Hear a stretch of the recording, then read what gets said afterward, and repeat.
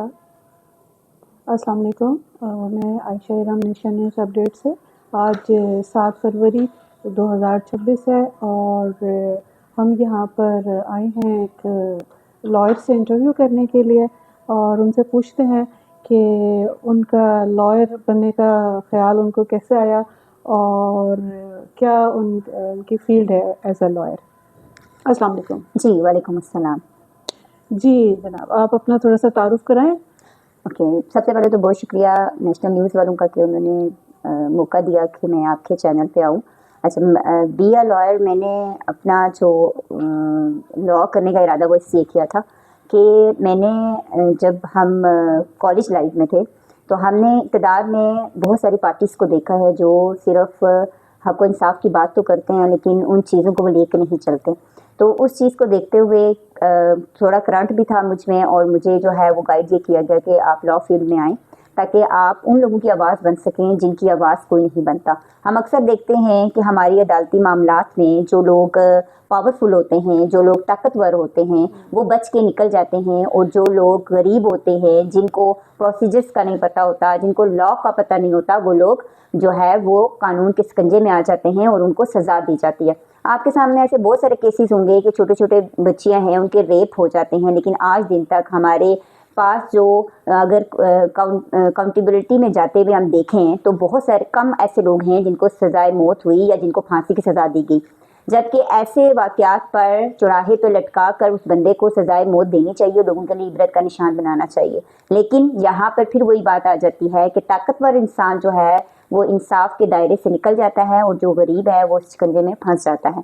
तो इस स्टांस को लेकर मैंने वकालत का आगाज़ किया हुआ है और इंशाल्लाह इसी स्टांस में मैं काम करती हूँ।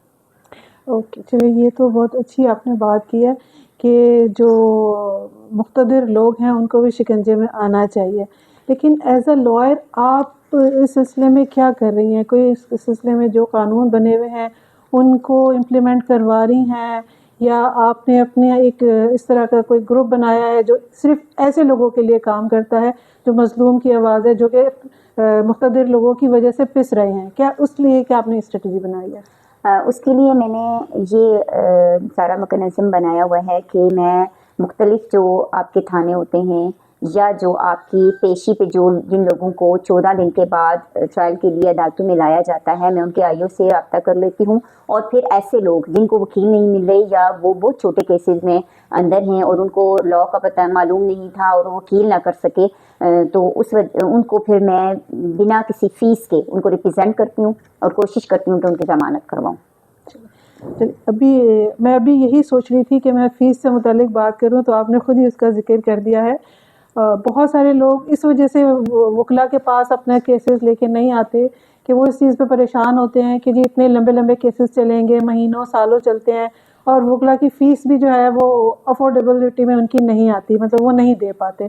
तो ऐसे लोगों के लिए जो फ़ीस नहीं दे पा रहे होते, एक तो ये कि पहले मुझे ये बताएं कि कोई इसका क्राइटेरिया है कि वकील की कितनी फ़ीस होनी चाहिए एक केस की, या मुख्तलिफ़ केसेस के हवाले से कोई क्राइटेरिया सेट हुआ है कि जी ये केस है तो इसकी इतनी फ़ीस होगी, दूसरा कोई केस है उसकी इतनी फ़ीस होगी, और दूसरा ये कि जो नहीं दे पाता उसके लिए फिर आप लोगों की क्या प्लानिंग होती है?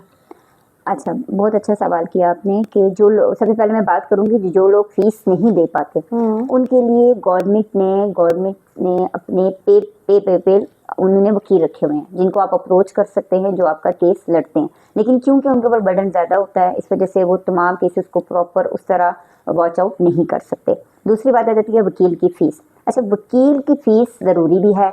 आप देखें कि एक वकील जो है वो पहले जो है वो हम ग्रेजुएशन के बाद मैंने लॉ किया हुआ है, अब जो है बच्चे जो हैं वो एफएससी के बाद लॉ कर रहे हैं।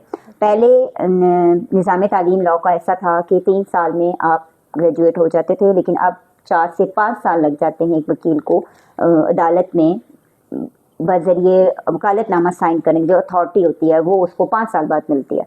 तो जो शख्स इतनी मेहनत करके आता है वो डेफिनेटली वो फ़ीस भी लेगा, क्योंकि देखें आपके जो अदालती निज़ाम है उसमें सिर्फ एक वकील नहीं काम कर रहा, आपके अदालती निज़ाम में आपके मुंशी काम कर रहे हैं, आपके अदालती निज़ाम में आपके अलमत काम कर रहे हैं, आपके अदालती निज़ाम में आपके स्टेनो और बहुत सारे लोग हैं जिनको मुख्तलिफ जगहों पर सरकार की तरफ से ये हुक्म होता है कि आपने इस جو پیپر ہے اس کی فیس ضروری لینی ہے. اب جو پیپر عدالت نے یا جو ٹکٹ ہم لگاتے ہیں کسی بھی پٹیشن پہ کسی بھی اپلیکیشن پر اور وہ گورنمنٹ نے مختص کر دیا ہے کہ یہ ٹکٹ آپ نے لگانا ہے, وہ ٹکٹ 100 روپے سے لے کر 5,000 تک بھی ہو سکتا ہے, وہ 100 سے لے کر 500 تک بھی ہو سکتا ہے. اب یہ چیزیں ضروری ہیں. اگر ہم ٹکٹ نہیں لگاتے یا ہم وہ ریکوائرمنٹ پوری نہیں کرتے تو پھر کیا ہوتا ہے, پھر یہ ہوتا ہے کہ ہمارے کیس کے اوپر آبجیکشن لگ کے وہ کیس ہمارے پاس واپس آ جاتا ہے. تو فیس وکیل کی اس لیے ضروری ہے کہ جو وکیل ہوتا ہے وہ پراپر ایک آپ کی پٹیشن تیار کرتا ہے, اس کو عدالت تک لے کے جاتا ہے, اس کے بعد عدالتی سمن کے آرڈرز ہوتے ہیں, اس کے بعد اخبار اشتہار کے آرڈرز ہوتے ہیں. اور آپ کو یہ پتہ ہے کہ اخبار اشتہار جو آپ کی فیلڈ ہے, جو نیوز پیپر ہے, وہ بھی وہاں پہ بھی لوگ ملازمین کام کر رہے ہیں, ہم ان کی پیمنٹ بھی نہیں روک سکتے, یہ عدالت کی طرف سے مختص ہے. ٹھیک ہے. اور اگر بی اے لائر وہ اب وکیل کی جو اپنی پرسنل فیس آ جاتی ہے تو مجھے لگتا ہے, جہاں تک مجھے لگتا ہے کہ بہت سارے وکیل, کیونکہ اگر میں اس طرح کے فی سبیل اللہ کام کرتی ہوں کہ میں ان سے فیس نہیں لیتی, لیکن جو گورنمنٹ نے رکھی ہوئی ہے وہ پے کرنی پڑتی ہے. ٹھیک ہے. تو وہ کیس کے حساب سے ہوگی, جس طرح کا آپ کا کیس ہوگا اسی طرح کے ٹکٹس لگیں گے, جس طرح کے آپ کا کیس ہوگا اسی طرح کی آپ کی پٹیشن تیار ہوتی ہے. کئی جو کیس ہوتے ہیں وہ مجسٹریٹ کے پاس چلے جاتے ہیں, کئی کیس ہے جو اب ATC میں چلے جائیں گے تو وہاں پہ لوازمات کچھ اور ہوں گے, وہاں پہ طریقہ کار فائلنگ کا کچھ اور ہوگا. اور اگر ہم اپر چلے جاتے ہیں, ہائی کورٹ میں چلے جاتے ہیں تو اس کے جو ہے وہ طریقہ کار ڈفرینٹ ہو جاتا ہے, اور اگر ہم سپریم کورٹ میں چلے جاتے ہیں تو بالکل ڈفرینٹ ہے. تو یہ سب چیزیں دیکھتے ہوئے اگر وکیل کوئی فیس مختص کرتا ہے تو میرے خیال میں اس کا جائز حق ہے, اور یہ گورنمنٹ کی طرف سے ہے. اوکے, چلیں ٹھیک ہے. اچھا, اب مجھے یہ ایک چیز بتائیں, ابھی میرے ذہن میں یہ بات آئی ابھی کہ بہت سارے ایسے مجرم ہوتے ہیں جو جیل میں ہیں, ان کو کوئی وکیل ہی نہیں مل رہا ہوتا کہ ان کا کیس لڑے. کتنے سارے ہوتے ہیں, جب جیل جاؤ تو پتہ لگتا ہے کہ یہ 10 سال سے ہے, یہ 20 سال سے ہے جیل میں بیٹھے ہوئے ہیں, کیونکہ ان کے پاس کوئی وکیل ہی نہیں ہے کہ ان کا کیس لڑے, حالانکہ ان کا جرم بھی کچھ نہیں ہوتا. تو جو وکلا ہیں وہ اپنی فیس سے ہٹ کر تھوڑا سا ان کی طرف بھی اگر دھیان دیں کہ جو ناحق جیل میں بیٹھے ہوئے ہیں, جن کا جرم بھی کوئی نہیں ہے ایسا کہ اگر کسی کے پاس 5,000 روپے جرمانہ بھرنے کے نہیں تھے تو وہ جیل میں پڑا ہوا ہے اور وہ سالوں سے جیل میں ہے. تو ایسے لوگوں کے لیے آپ کام کرتے ہیں, آپ لوگ کیا کام کرتے ہیں, ان کو اپروچ کس طرح کرتے ہیں, اور اس کا کیا طریقہ کار ہے؟ اچھا, اس میں سب سے پہلے نا گورنمنٹ, جو ہماری گورنمنٹ ہے, اس کو یہ کام کرنا چاہیے کہ جیل میں جو لوگ ہیں ان کو پارٹیشن کرنی چاہیے کہ کون سے ایسے لوگ ہیں جو چھوٹے کیسز میں ہیں, یعنی چوری چکاری یا چھوٹا موٹا نشہ جو کرتے تھے وہ, اور جو ہائر مطلب کاؤنٹیبل آپ کے کیسز ہیں, قتل کے ہیں, ریپ کیس ہیں, ان میں تو ہم یہ چاہ رہے ہوتے ہیں کہ اس بندے کو سزا ہو. لیکن اسلام میں ایک ایلیمنٹ ہے معافی کا. آپ ایک شخص کو اس بنا پہ بھی معاف کر سکتے ہیں یا اس کی جان چھوٹ سکتی ہے کہ وہ دوبارہ وہ عمل نہ کرے. اور پھر ایسے بندے جن کا کریمنل ریکارڈ نہیں ہے تو میرے خیال میں ایک دفعہ وہ معافی کے حقدار ہیں, ایک دفعہ وہ ضمانت کے حقدار ہیں اس چیز میں. اچھا, وکیل جو ہے وہ, کیونکہ میں نے آپ کو بتایا کہ وکیل جو ہے وہ اللہ کے نام کے ساتھ منسوب ہے اور وکیل کی کوئی مونس نہیں ہے. ٹھیک ہے. اور وکیل کارساز ہوتا ہے. اللہ تعالیٰ نے ہر انسان کو کوئی نہ کوئی اقتدار دے کے اس دنیا میں بھیجا ہے. اگر ہمارے والدین ہیں تو ان کا اپنا اقتدار ہے, وہ اپنے بچے کی پرورش کرتے ہیں, اسی طرح چلتے ہیں. آپ دیکھ لیں, اگر ایک آفس ہے تو اس میں آپ کا ایک CEO ہے, پھر جو آپ کا جنرل مینیجر ہے, پھر نیچے سیکیورٹی گارڈ ہوگا, پھر نیچے صفائی والا, مطلب ایک پورا نظام ہے. اسی طرح وکیل جو ہے, وکیل ان تمام لوگوں کی آواز ہے جن کو لا کے بارے میں علم نہیں ہوتا. اچھا, اس میں ہم لوگ جیل کے اندر ہم نہیں جا سکتے اور ہم وہ لسٹ چیک نہیں کر سکتے کہ کتنے لوگ قید ہیں اور کیا ہے. اس میں یہ ہو سکتا ہے کہ اگر گورنمنٹ کوئی ایسا بل پاس کر دے جس میں وہ لسٹ جاری ہو کہ ہمارے پاس اتنے جو ہے وہ لوگ ہیں جن کے یہ کیسز ہیں اور ان لوگوں کے پاس وکیل نہیں ہے.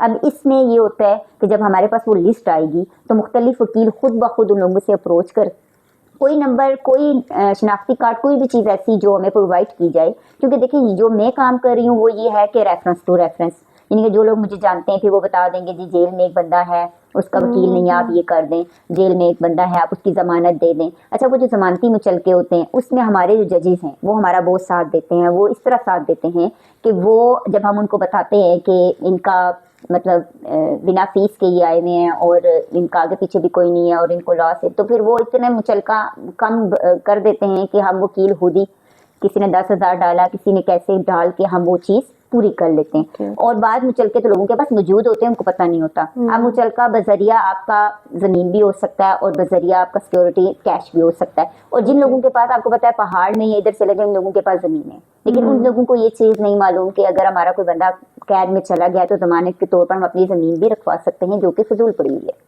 وہ آپ گورنمنٹ کے اس میں مچلکے میں جمع کرا کر اپنے بندے کو باہر نکال سکتے ہیں. اب اس اویئرنیس کے لیے گورنمنٹ کو کوئی ایسا بل پاس کرنا چاہیے جس میں ان قیدیوں کی کوئی تربیت کی جائے جو اندر موجود ہیں. ان کو یہ معلوم ہو کہ ہم نے کس طرح قانون سے مدد لینی ہے.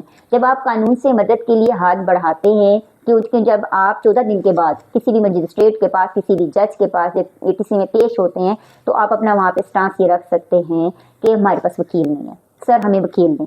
تو جو جج حضرات ہوتے ہیں وہاں موجود جو وکیل ہوتے ہیں اس وقت ان سے پوچھ لیتے ہیں کہ آپ اگر ان کا کیس لڑنا چاہیں تو وہ آئیو وہاں موجود ہوتا ہے، وہ آپ کو تمام ڈیٹیل دے دیتا ہے اور آپ اس کا کیس لڑ سکتے ہیں. لیکن اس میں وکیل خود اپروچ نہیں کر سکتا. اس میں بھی بار بار یہ بات ہے کہ جب تک جج کو معلوم نہیں پڑے گا یا ہمیں معلوم نہیں پڑے گا ہم کوئی بھی کام نہیں کر سکتے. اور جب معلوم پڑتا ہے تو وہ کوئی بھی وکیل ہے وہ فی سبیل اللہ بنا فیس کے کام کرتا ہے. اتنا مجھے یقین ہے کیونکہ ہم نے خود اپنی پریکٹس میں اپنے سینئرز کو بھی دیکھا ہے اور ابھی بھی دیکھ رہے ہیں کہ وہ بہت سارے ایسے کیسز ہیں وہ صرف اس وجہ سے کر رہے ہوتے ہیں کہ ان لوگوں کے پاس فیس نہیں ہے اور ہم بنا فیس کے ان کے کیس لڑیں. ٹھیک ٹھیک.